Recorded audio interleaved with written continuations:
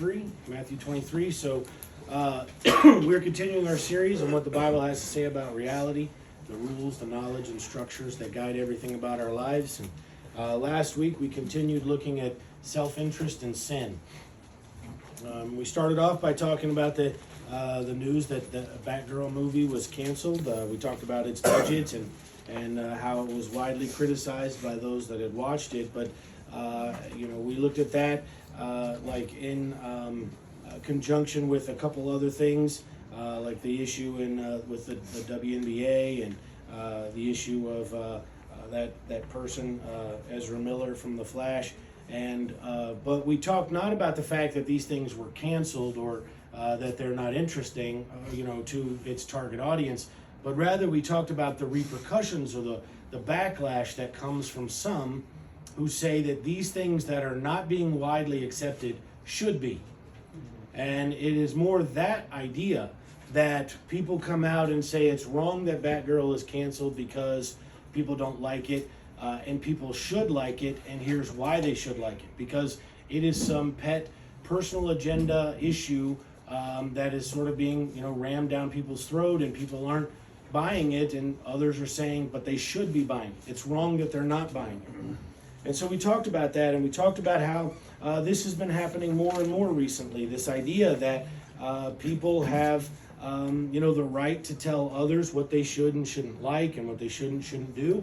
And we continued back through our theme verses in Matthew 23, looking at how this stuff is defined as uncleanness and sinfulness. And it is propagated now as virtue, and it is truly false virtue as the Bible defines those sorts of things. Then we looked at the story in 2 Kings about Gehazi pushing away a person in need that he considered less important than himself and his master, while he himself was corrupt to the point that he stole and lied, stole from someone and lied to someone for his own personal benefit and personal gain. And we compared this to exactly what Matthew 23 is talking about in verses 15 through 27. This idea that I should, I have the outside of something looking good. Gehazi was the sort of person who had the outside looking good. He was Elisha's assistant, and he was sort of the next in line to be the prophet of Israel. Outside, he ticked all the boxes, of the sort of, quote unquote spiritual person or Christian that he should have been at that time. But inside, he was morally corrupt, just like Jesus condemned the Pharisees of being. And so we're going to pick up today looking at Matthew 23 and verse 25. Matthew 23, verse 25. Woe unto you, scribes and Pharisees, hypocrites! For you may clean the outside of the cup and of the platter, but within they are full of extortion and excess. Thou blind Pharisee, cleanse first that which is within the cup and platter, that the outside of them may be clean also. Woe unto you, scribes and Pharisees, hypocrites! For ye are like unto whited sepulchres, which indeed appear beautiful outward, but are within full of dead men's bones, and of all uncleanness. Even so, ye also appear outwardly appear righteous unto men, but within ye are full of hypocrisy and iniquity. Woe unto you, scribes and Pharisees, hypocrites! Because ye build the tombs of the prophets and garnish the sepulchres of the righteous, and say, if we had been in the days of our fathers, we would not have been partakers with them in the blood of the prophets. Wherefore ye be witnesses unto yourselves that ye are the children of them which killed the prophets. Fill ye up then the measure of your fathers. So we'll stop there. So we talked about this somewhat over the previous weeks, about how humanity has really since the beginning of time sought to appear righteous on the outside. And it's because there are some benefits to appearing righteous on the outside. Society treats you better if you appear righteous on the outside. You get better opportunities. You're more widely respected. And so it's from a human perspective, it makes sense to appear righteous on the outside. But the Pharisees brought it to a whole new level. They corrupted the society of God with their false religion and their self-elevation.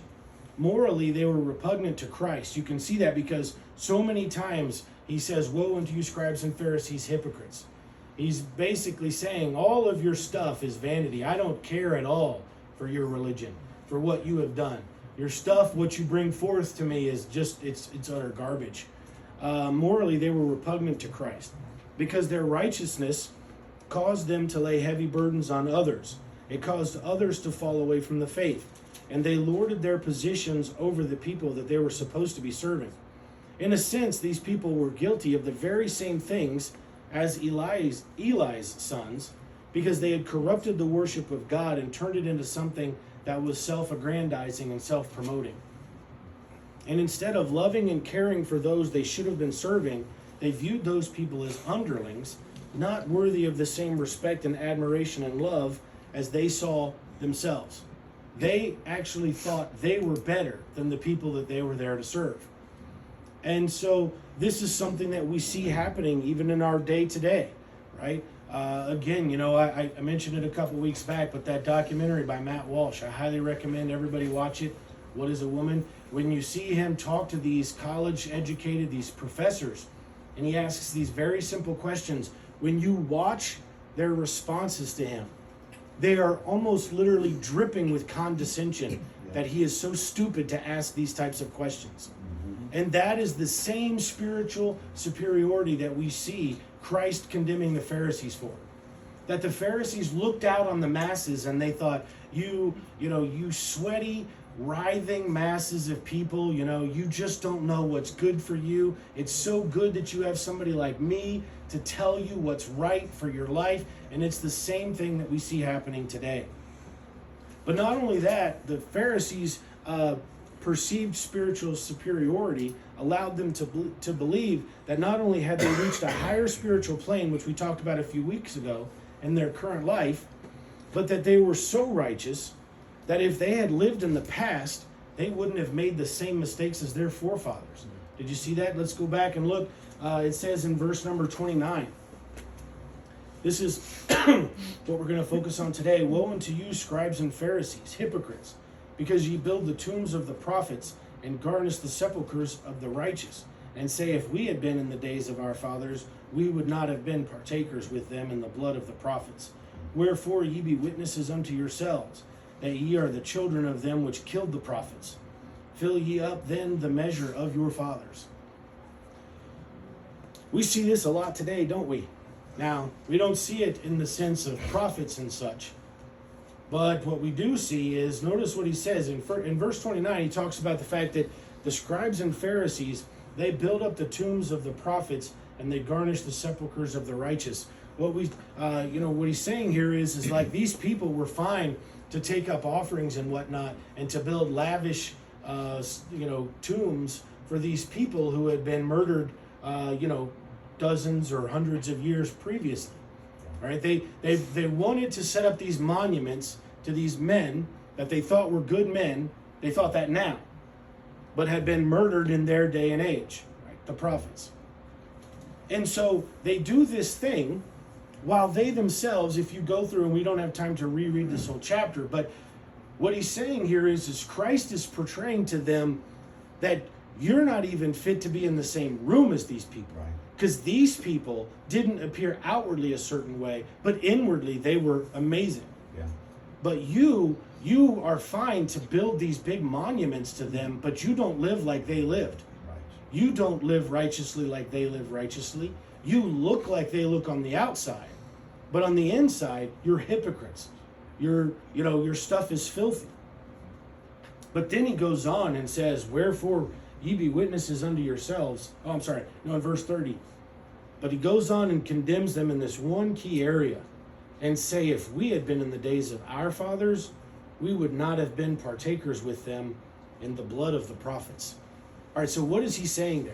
What he's saying is that Christ is condemning the Pharisees and the scribes because they are saying that they've reached this spiritual plane.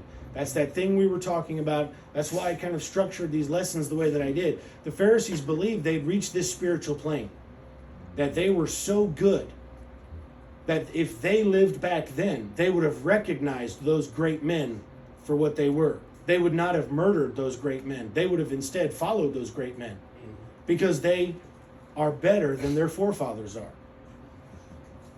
Do we not see this exact same behavior today? I would argue that we do. People now want to tear down and destroy our nation's history because it's not perfect. Now you say, what's wrong with saying, well, why should we have a statue of a slave owner? It's actually a valid question.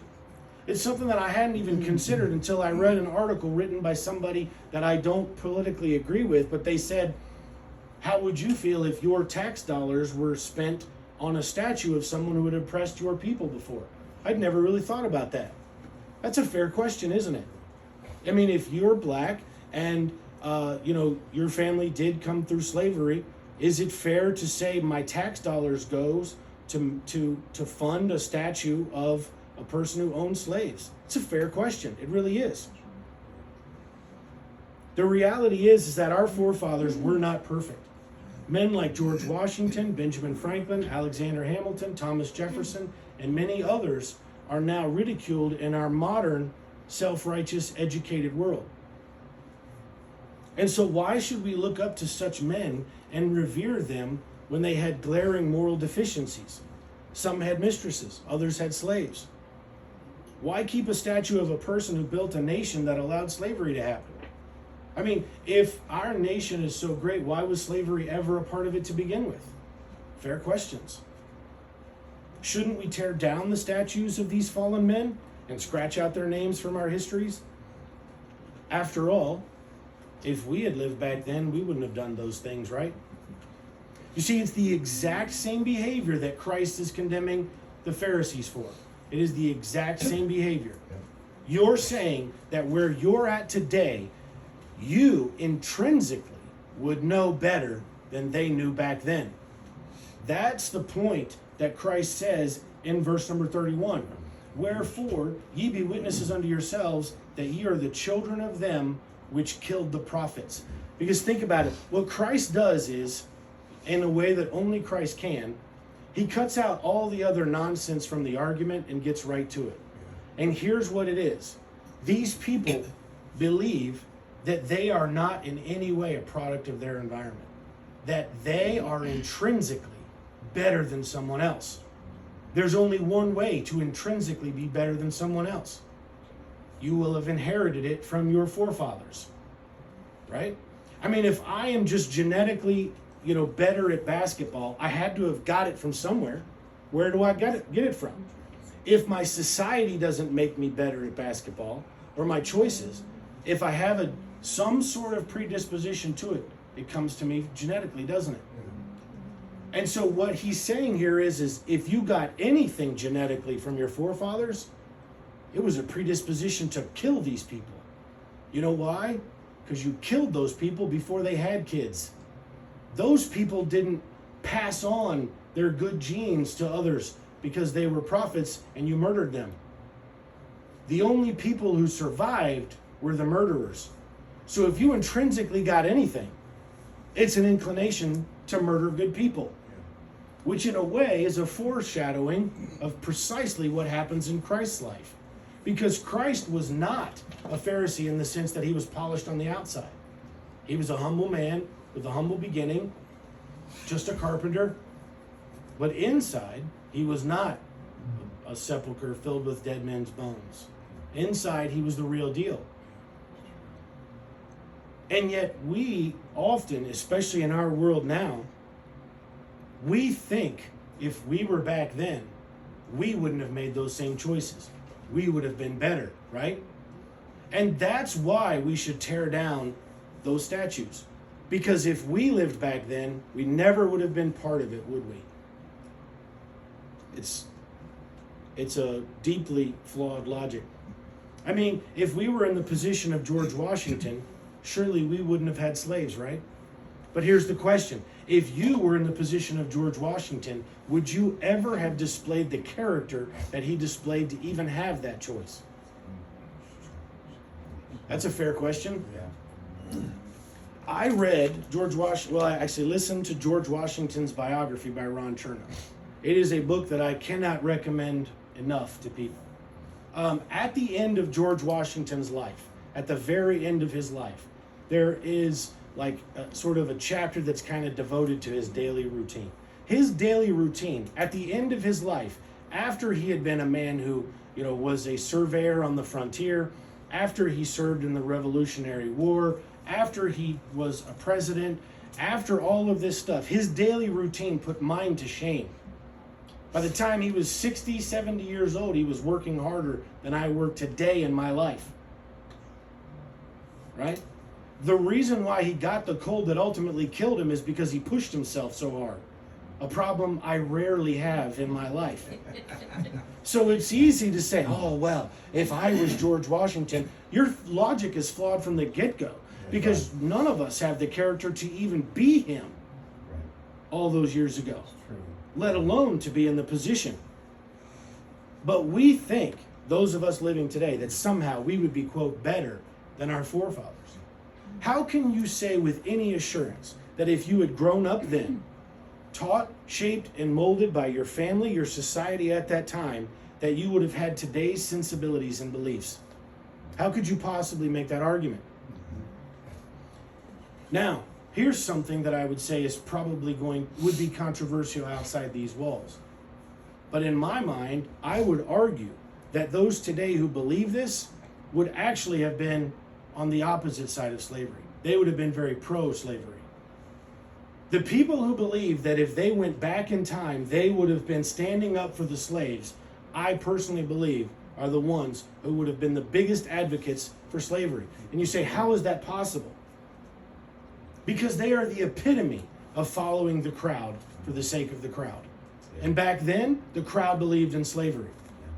It was the few who didn't. It was the crowd who believed it. Today, these people who portray themselves as spiritually superior to everyone else, they do that for the sake of the crowd. Much of the false virtue and self-aggrandizement we see today is just one person clamoring for the attention of others. People like this do what they do to be seen of men. Keep your hand there, but go just back a few verses to Matthew 23, verse number 5. Matthew 23, verse number 5. This is precisely, again, the same thing that Christ was talking about. But all their works, speaking of the Pharisees and the scribes, they do for to be seen of men, that they make broad their phylacteries and enlarge the borders of their garments and love the uppermost rooms at feasts and the chief seats in the synagogues and greetings in the market, and to be called of men, Rabbi, Rabbi. But be not ye called Rabbi, for one is your master, even Christ, and all are our brethren. And call no man your father upon the earth, for one is your Father which is in heaven. Neither be ye called masters, for one is your master, even Christ. You see what he's saying there? He's saying that these people, they do what they do for the crowd's applause. Yeah. And since the crowd back then thought that, these people would not have been standing up for what's right, no more than they stand up for what's right today. What they do is they stand up exactly for the crowd's adulation, and that's it. I think I mentioned this last week, but we were at, I was in a meeting, and this one kid who's, he's on my team, we were wrapping up our meeting, and he said, guys, I don't know if you guys heard, but some really great news just came out. And he was dead serious. To him, it's very great news. He said, President Biden he just made a mandate that he's going to wipe away all this student debt. And I was like, well, that's not good news. And I mean, you should have seen this kid's face.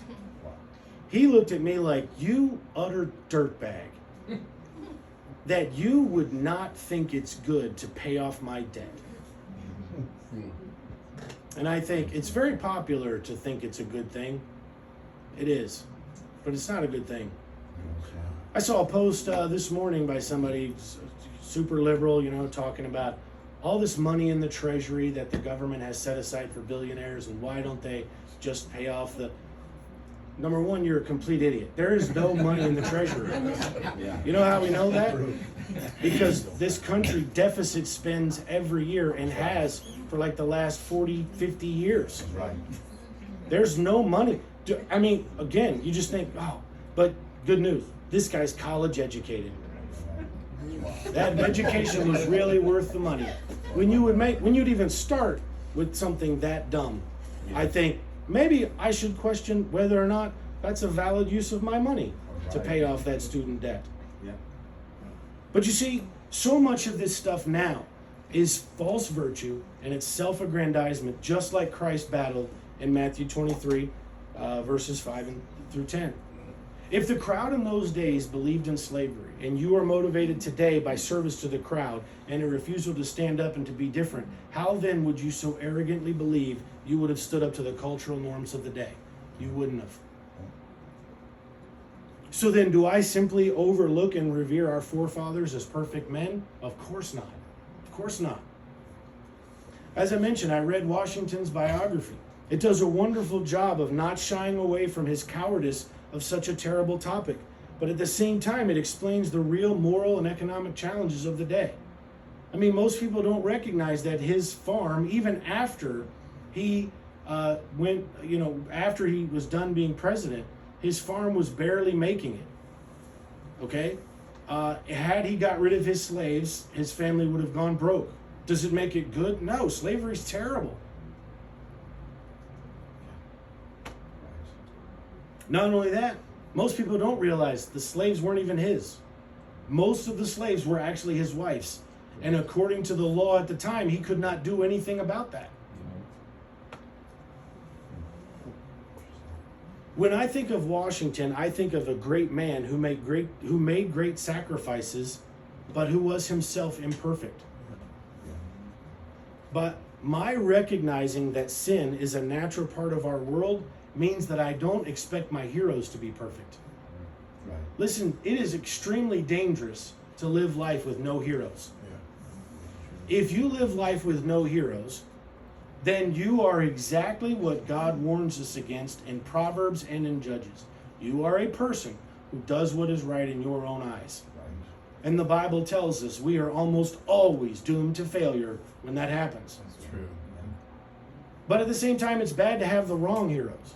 And we have a nation of young people growing up today with the wrong heroes. Amen. People who look at socialist leaders from history as though they're good people and overlook the oceans of blood those people have spilled. Right. Those are the wrong heroes. Yeah. You shouldn't throw away a guy like George Washington for the sake of somebody like Hugo Chavez. Right. Without heroes, who would I have to look up to? Would my life truly be better by destroying those who came before me because they didn't have the same upbringing and benefits that I have today? At the same time, can't I, as a rational human being, understand that it's also probably impossible for George Washington to defeat the English, establish a new country, build a new constitution, all of that, fight against those who desired to make him king, and also abolish slavery? I mean, maybe that's just too much to ask of a guy. So maybe the best thing Washington and the forefathers could have done is forge a nation and write the Constitution in such a way that it would pave the way for freedom of all people, regardless of race, nationality, or whatever. You notice there's nothing in the Constitution about being black or white. That's right. It was written in a way that even the laws at that time did not live up to. But that was the guiding principles. Because again, have none of us in this room or in our world ever set out and said, I'm going to make this change in my life? That represents the Constitution, the thing you're aiming at. But then you fall back into the things that you keep doing. This is your ideal self. This is where you're at. Surely none of us have ever been in that situation before, right? And said, today I'm going to start a diet. This is the first day of the rest of my life. And then you're right back at the vending machine thinking, right? Maybe the Constitution was written because it was the objective when even the implementation wasn't quite there yet. But instead of being grateful that when our forefathers wrote the Constitution that way, we seek to tear it down. Not us personally, I would hope, but see, this is why it's so vitally important for me and all of us to remember what Paul said. Go to Romans chapter 7. Romans chapter 7. Romans chapter 7.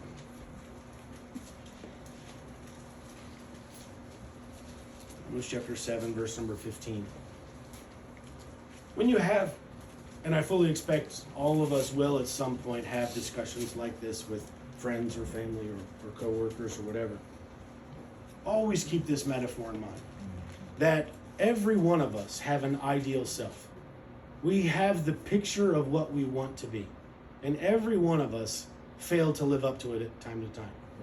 Our forefathers were no different. They had the ideal self. They had the ideal nation in mind.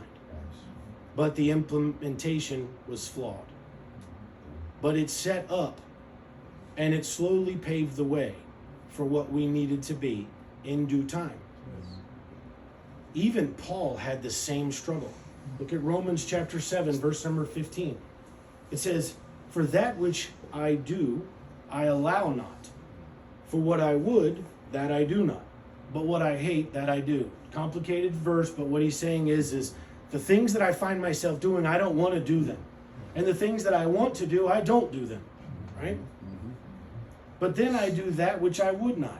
I consent unto the law that it is good. What he's saying there is I recognize that the law is the ideal man. I consent that that is good. That's the target. But I keep falling short of that. Verse 17. "Now then it is no more I that do it, but sin that dwelleth in me." Verse 18. "For I know that in me, that is, in my flesh, dwelleth no good thing. For to will is present with me, but how to perform that which is good I find not. For the good that I would, I do not, but the evil which I would not, that I do. Now if I do that what I would not, it is no more I that doeth it, but sin that dwelleth in me." You see what Paul's saying there is what he summarizes in verse 18. "For I know that in me, that is in my flesh, dwelleth no good thing." You see, for us, it's important for us to remember that in our flesh dwelleth no good thing. I can therefore look to men like Washington and know because there's nothing good in my flesh, there was nothing good in his either.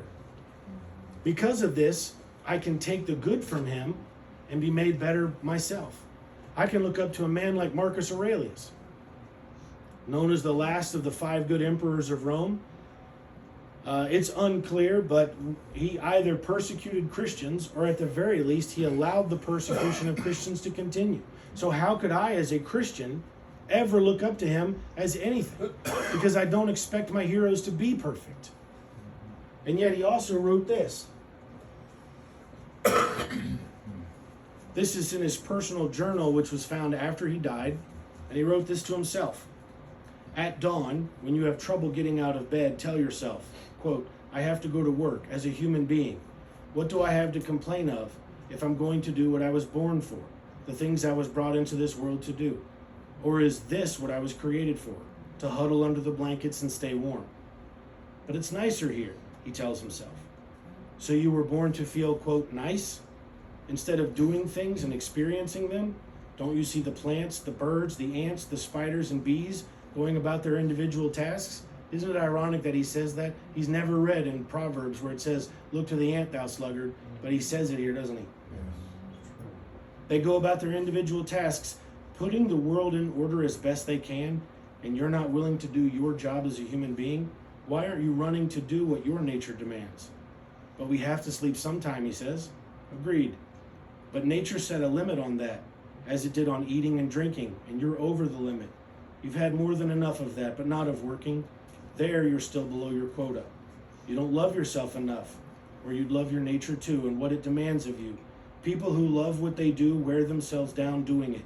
They even forget to wash or eat.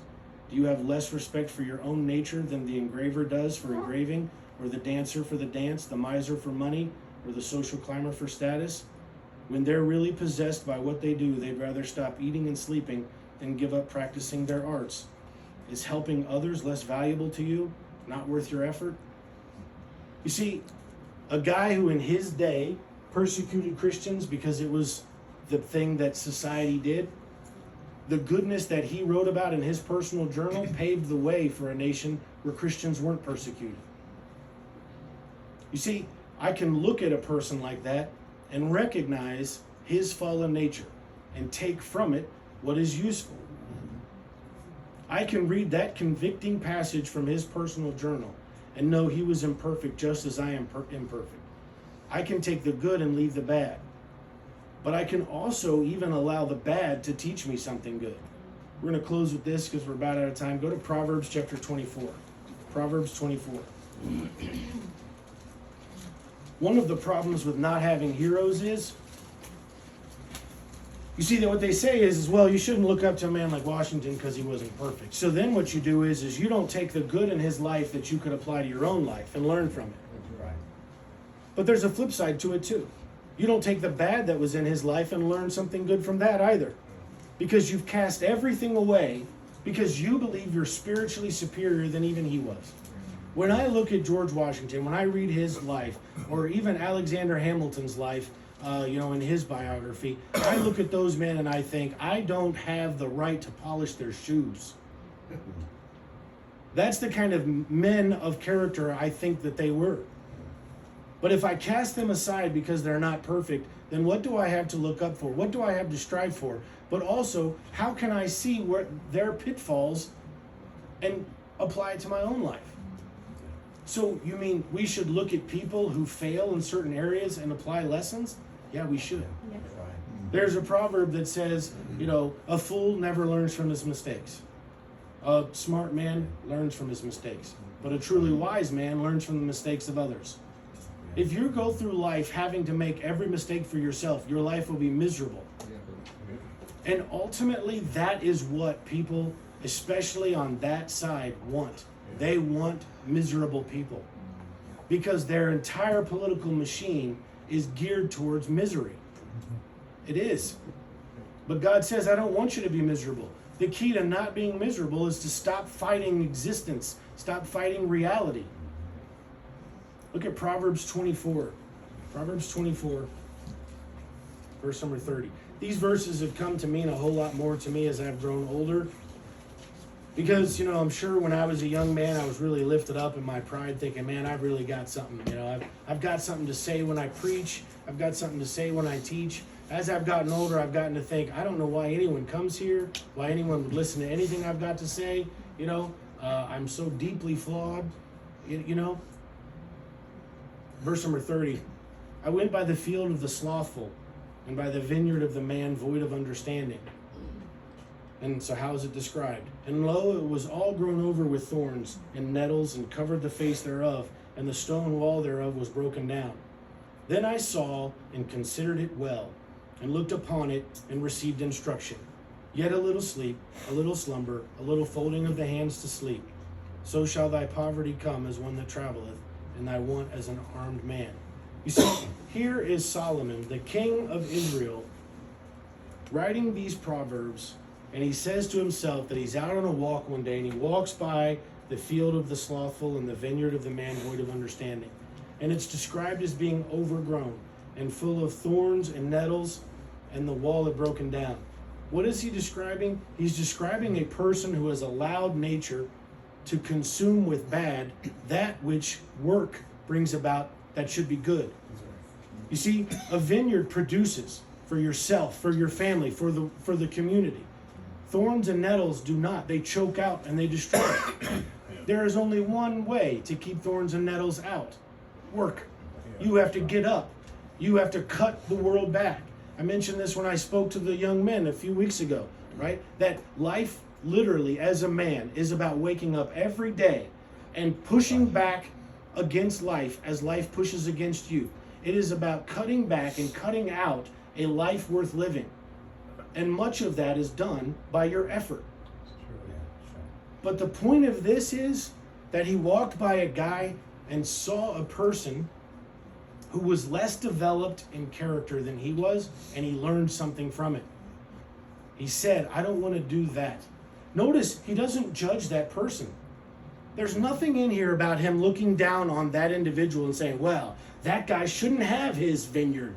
That vineyard should go to somebody else because that person is a lazy, good-for-nothing. You don't hear any of that, right? That's the difference between being wise and being self-righteous.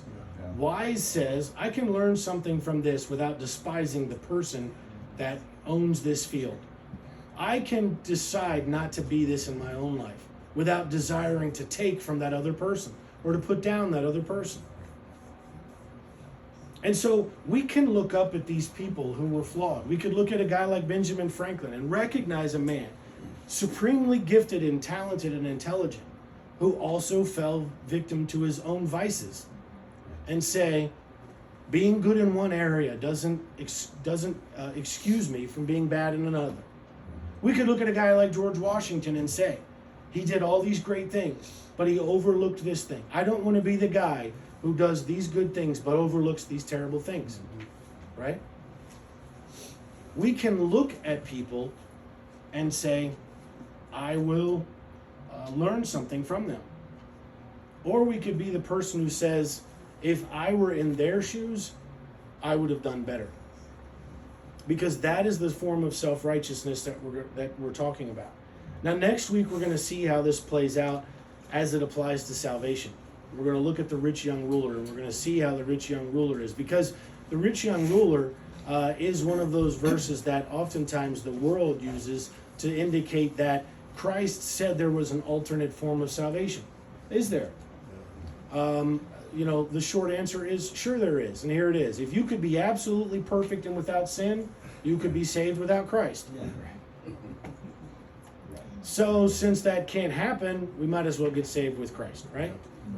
But we're going to see how the rich young ruler was in this exact same trap, believing that he was something way better than he was.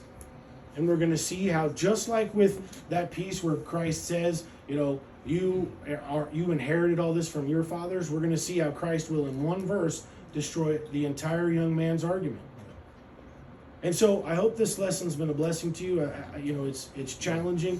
If nothing else, I hope it is useful to equip you to go out into the world and to talk with people, because this is happening more and more in our world. The desire to tear down our nation's founding, as flawed and imperfect as it is, I firmly believe it is motivated by Satan. It really is. And we cannot allow it to happen without at least doing our best to educate at least our own children, but hopefully our church and our community against it. With that, we'll be dismissed. Father, we thank you for this day and all the